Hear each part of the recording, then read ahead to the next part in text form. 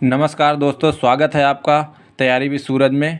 दोस्तों मैं आज आपको बताने वाला हूं कि कैसे पासा यानी डाइस जो रीजनिंग का बहुत ही इंपॉर्टेंट चैप्टर है, सभी कंपटीशन एग्जाम में पूछा जाता है, कैसे आप सॉल्व करें बिल्कुल ही आसानी से। दोस्तों आपको वीडियो बहुत सारे यूट्यूब पर मिल जाएंगे, लेकिन मैं आपको एकदम सिंपली शॉर्ट तरीके से आपको बताऊँगा। ये मेरा पहला वीडियो होगा। इस वीडियो में आपको हम जनरल चीज़ें बताएँगे, जो नॉर्मल चीज़ें हैं उससे आप कैसे क्वेश्चन बनाएंगे, इससे आपका 1 नंबर क्लियर भी होगा। और प्लस साथ में जो आगे मैं आपको टफ क्वेश्चन बताऊँगा और जो पूरे फिनिश करे जाएंगे वो इसी बेस के हिसाब से वीडियो होंगे, वो इसी बेस के हिसाब से ही आपको क्वेश्चन मिलेंगे। तो आप ये समझ लीजिए कि ये क्वेश्चन आपके लिए बहुत ही ज़रूरी है, यही वीडियो आपके लिए बहुत ज़रूरी है, तो इसको एंड तक देखें। चलिए दोस्तों स्टार्ट करते हैं।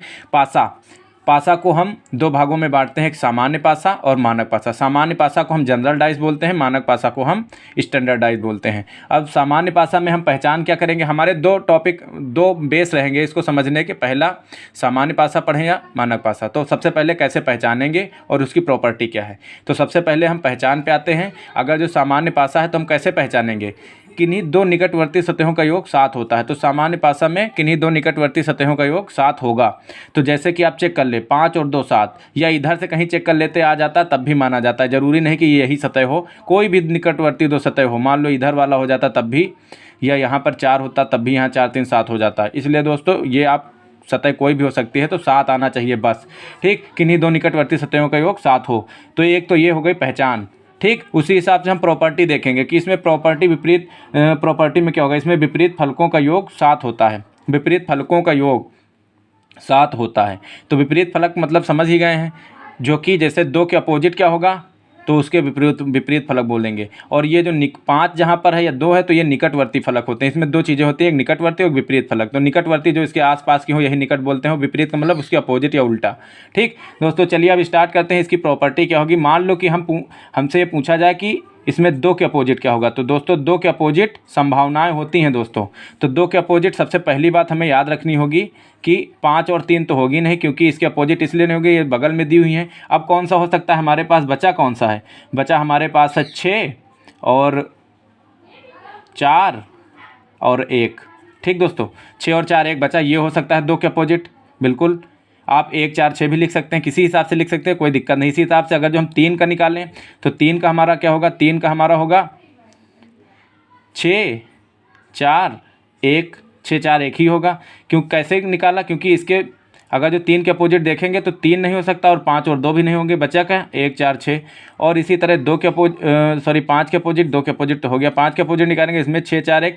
इससे हमें ये नॉलेज हुआ कि अगर जो हमारा सामान्य पासा है तो सामान्य पासा में सिंपली हमारा अगर जो इस तरह जो सामने फेस अंक दिए हुए हैं इस पर 2 3 या 5 इन सभी के अपोजिट का संभावनाएं जो होंगी 6 4 1, यानी इसमें संभावनाएं हैं कि अगर जो 2 के अपोजिट पूछे या 3 के अपोजिट पूछे या 5 के अपोजिट पूछे तो 6 4 1 में से कोई भी हो सकता है, कोई भी हो सकता है। तो ये संभावनाएं होती हैं। तो दोस्तों अब ये हमें एक एक्स्ट्रा फैक्ट मिल गया कि अगर जो इनके बीच में कोई एक का पूछ ले तो हमें ये पता हो जाएगा कि इसके अपोजिट कोई एक होगा। तो अब ये हम समझ गए कि ये जब सामान्य पासा होगा किसी एक का निकालेंगे तो जस्ट 3 या 5 इनका भी वही होगा संभावनाओं में। ठीक, अब हम मानक पासा पे आते हैं। सिंपली मानक पासा जस्ट इसके अपोजिट होता है। मानक पासा में क्या करें, पहचाने सबसे पहले इसमें निकटवर्ती सतहों का योग 7 नहीं होता।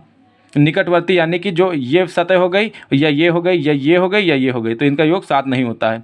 तो आप समझ ही गए कि निकटवर्ती सतहों का योग 7 नहीं है। लेकिन प्रॉपर्टी में आप इसमें देख सकते हैं, इसमें विपरीत फलकों का योग 7 होता है।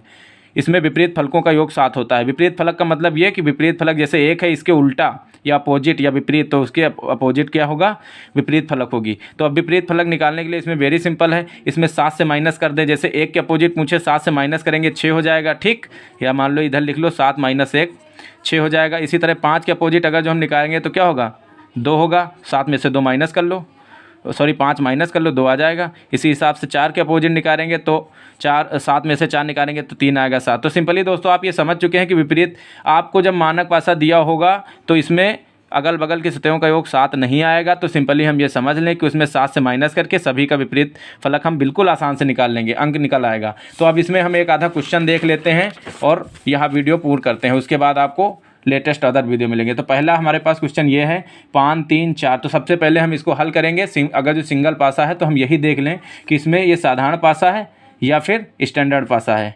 तो हम इसको देख लेते हैं कौन सा पासा है।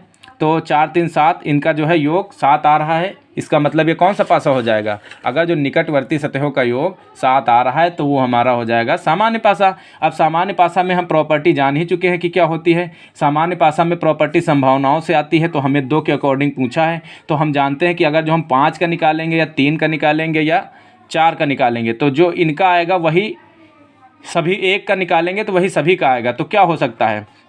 इनके अपोजिट कौन सा हो सकता है? 1 हो सकता है, ठीक, 2 हो सकता है, ठीक, उसी हिसाब से 6 हो सकता है। और अब आप समझ सकते हैं कि 5 के अपोजिट संभावनाएं हो सकती है 1 आने की, 2 आने की, 6 आने की, 3 आने की, 3 के अपोजिट 1 आने की, 2 आने की, 6, यानी सबके अपोजिट यही संख्याएं रहेंगी, क्योंकि अभी हमने आगे डिस्कस कर लिया है। तो इसमें 2 के अपोजिट क्या होगी? 2 के अपोजिट 5 हो सकती है, 3 हो सकती है, 4 हो सकती हैं, इसमें से कोई हो सकती है। दोस्तों ये क्वेश्चन रिपीट किया हुआ हमने लिया है, जो यूपी कांस्टेबल में आया था, इसमें ऑप्शन दिया हुआ था। तो ऑप्शन में हमारे ये 2 ऑप्शन नहीं थे, हमारे पास 4 ऑप्शन में था, तो यही आंसर इसका सही होगा। ऑप्शन हमने लिखा नहीं, इसलिए इसमें ऑप्शन से हल होगा।